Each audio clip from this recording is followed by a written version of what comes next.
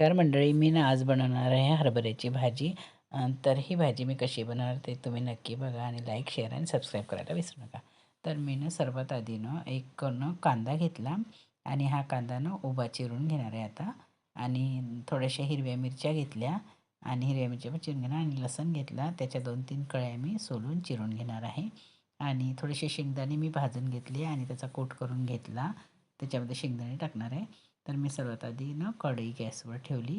त्याच्यामध्ये एक पळीभर तेल घातलं आणि चिरलेला लसूण, चिरलेला कांदा आणि चिरलेली हिरवी मिरची त्याच्यामध्ये घातली आणि छान लालसर त्याला परतून घेतलं. मग त्यात हळद घातली, थोडंसं चवीपुरतं मीठ घातलं आणि मग न ही भाजी त्याच्यामध्ये टाकली. ही ना हरभऱ्याची भाजी छान बारीक चिरून घ्यायची आणि थोडीशी वाफेवर झाल्यानंतर मग त्या शेंगदाण्याचा कूट टाकायचा आणि ही अशी एकच नंबर छान अशी भाजीमध्ये तुम्ही करून बघा आणि कशी वाटली ती कॉमेंट करू.